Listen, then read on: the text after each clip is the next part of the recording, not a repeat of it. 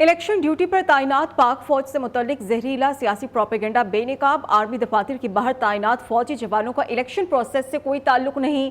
सियासी शरपसंद अनासिर आरोज दफातर की बाहर एहतजाज करके मज़मूम मकासद में मसरूफ हैं। इलेक्शन कमीशन और वजारत दाखिला के मुताबिक आर्मी और सिविल आर्म्ड फोर्सेज के दस्ते इलेक्शन अमल मुकम्मल होने तक आरोज के दफातर की बाहर सिक्योरिटी देने की पाबंद है।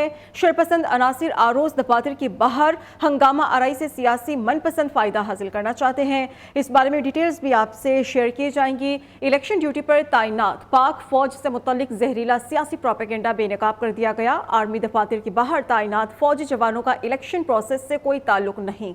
सियासी शरपसंद अनासिर आरोज दफातर की बाहर एहतजाज करके मज़मूम मकासद में मसरूफ अमल है। इलेक्शन कमीशन और वजारत दाखिला के मुताबिक आर्मी और सिविल आर्म्ड फोर्सेज के दस्ते इलेक्शन अमल मुकम्मल होने तक आरोज के दफातर की बाहर सिक्योरिटी देने की पाबंद हैं और शरपसंद अनासिर आरोज दफातर की बाहर हंगामा आराई से सियासी मनपसंद फायदा हासिल करना चाहते हैं।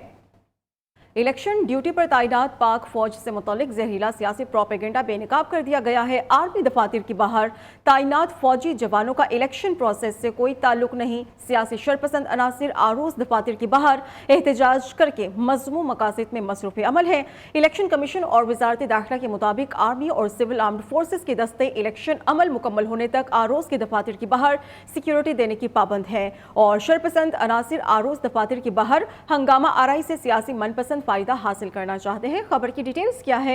ब्यूरो चीफ इस्लामाबाद जावेद बलोच हमारे साथ मौजूद हैं। जावेद, कहिएगा। देखें, मुल्क में आम इंतखाबात के सिक्योरिटी के लिए इलेक्शन कमीशन ने जो है वो फौज की मदद तलब की थी और आर्टिकल 245 के तहत फौज और आर्म फोर्सेस जो है वो तैनात किए गए थे मुल्क भर में। अब चूंकि पोलिंग का अमल जो है वो खत्म हो चुका है, लेकिन इलेक्शन का जो प्रोसेस है वो भी मुकम्मल नहीं हुआ। अभी तक रिजल्ट जो है वो और बाकी मामला जो है वो जारी हैं, तो इसलिए फौज और आर्म फोर्सेस जो है वो तैनात हैं आर ऑफिस के सामने सिक्योरिटी के लिए। चूंकि थ्रेट भी हैं, इलेक्शन के दिन भी जो है वो काफ़ी वाकयात हुए दहशतगर्दी के, उन्हें कंट्रोल किया गया, उन्हें काउंटर किया गया, कुछ शहादतें भी हुई।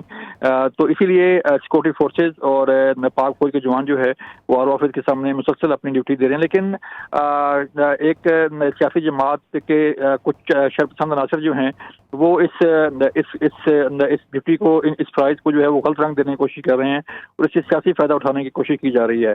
मुख्तलिफ बेनामी अकाउंट्स के जरिए सोशल मीडिया पर प्रोपेगेंडा किया जा रहा है कि जो है वो सिक्योरिटी फोर्सेज की निगरानी में जो है वो कुछ गलत काम किए जा रहे हैं। लेकिन जो सिक्योरिटी फोर्सेज के जवान हैं, जो पाक फौज के जवान हैं, वो सिर्फ आर ऑफिस के बाहर मौजूद है। आर ऑफिस के अंदर जो है सिर्फ आर ऑफिस का अमला और जो इलेक्शन कमीशन का अमला है वो अपने फराइज अंजाम दे रहा है।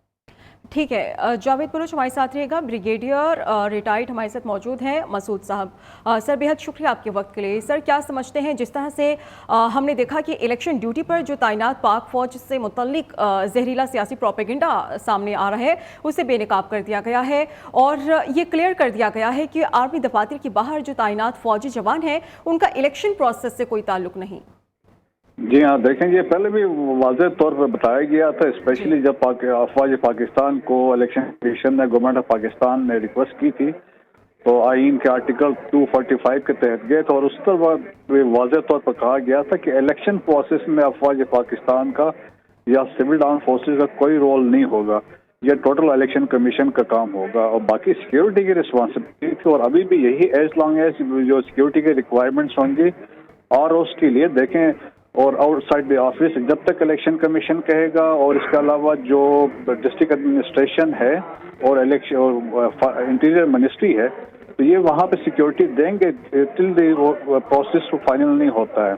और इसके लिए देखा अनफॉर्चुनेटली कुछ ऐसे ग्रुप्स हैं और ख़ास तौर पे जो बाहर बैठे हुए हैं और इसमें बड़े फेक न्यूज़ वो फैला रहे हैं, डिसइंफॉर्मेशन है और इसमें सोशल मीडिया में प्रोपेगेंडा कर रहे हैं, स्पेशली जो व्लॉगर्स हैं या यूट्यूबर्स हैं और डिफरेंट किस्म के क्लिप्स बना के वो सोशल मीडिया में शेयर कर रहे हैं। और ये बेसिकली इनका जो डिज़ाइन है ये वो चाह रहे हैं कि मुल्क में इंतशार हो, एनार्की हो और मुल्क में देखें कोशिश यही है कि आदम इस्तेहकाम पैदा हो। कानून के दायरे में रहते हुए, आईन पाकिस्तान के तहत रहते हुए लोग जो है जायज़ प्रोटेस्ट कर सकते हैं, लेकिन ऐसी सिचुएशन ना हो जिसमें लॉ एंड ऑर्डर की सिचुएशन हो जिससे मुल्क का नुकसान हो। मेरा ख्याल में ये लोग तो आइडेंटिफाई ऑलरेडी हो चुके हैं जो इन अपने मज़मूम मकासद के लिए ऐसा कर रहे हैं। जी, और सर ये बात भी काबिल ज़िक्र है कि पाकिस्तान के सिर्फ अंदर ही लोग नहीं, हमने ये भी देखा है कि पाकिस्तान के खिलाफ जो प्रोपेगेंडा किया जा रहा है, डिसइंफॉर्मेशन फैलाई जा रही है, उसमें मुल्क से बाहर बैठे कुछ भगोड़े यूट्यूबर्स भी हैं जो कि सरफहरिस्त दिखाई दे रहे हैं। जी हाँ, मेनली देखें ये वही लोग हैं जो बाहर बैठे हुए हैं, जो मीडिया जो उनके हमने देखे वी लॉग्स कर रहे हैं और क्लिप्स बना रहे हैं और फिर जो सोशल मीडिया को यूज कर रहे हैं या एक्स को यूज कर रहे हैं, तो उसमें फेक न्यूज है, डिसइंफॉर्मेशन है और बेसिक उनका मकसद यही है तो malign the arm forces of Pakistan state institution को बदनाम करना होता है। लेकिन ये अमेरिका का हम सबको एहसास है और हमें पता है ये लोग जो कर रहे हैं और ये आज से नहीं कर रहे हैं और काफी अरसे से लगे हुए हैं और बिल्कुल वो एक मज़मूम मकासद हैं। लेकिन मेरे ख्याल में अवाम पाकिस्तान के अवाम को एहसास है, मेरे ख्याल में वो समझते हैं कि पाकिस्तान के मफाद में काम कर रहे हैं, पाकिस्तान मुखालिफ काम कर रहे हैं। तो मेरे ख्याल में हमें जो खास तौर पे जो लोग प्रोटेस्ट करते हैं या कोई ऐसी चीज़ करते हैं और आइन के अंदर रहते हुए और मुताबिक जो जायज़ तरीका है उसको हमें फॉलो करना चाहिए और ऐसे किसी काम में नहीं पड़ना चाहिए। बिल्कुल। और सर ऐसे अनासर के खिलाफ सख्त कानूनी कार्रवाई भी अमल में लाई जानी चाहिए, जैसे कि कानून के मुताबिक सख्त तादीबी कार्रवाई के लिए मुतल्लिका इदारों ने काम शुरू कर भी दिया है। जी हाँ, ये ऑलरेडी ये आइडेंटिफिकेशन हो चुकी है, पहले से लोग एस्टेब्लिश हैं और जो अभी जो कर रहे हैं तो उनको भी आइडेंटिफाई किया जाएगा accordingly as per the law of the land, उनके खिलाफ एक्शन लिया जाएगा। ठीक है, बहुत शुक्रिया आपका सर वक्त देने के लिए। और जावेद बलोच भी हमारे साथ मौजूद थे जो कि हमें डिटेल्स दे रहे थे।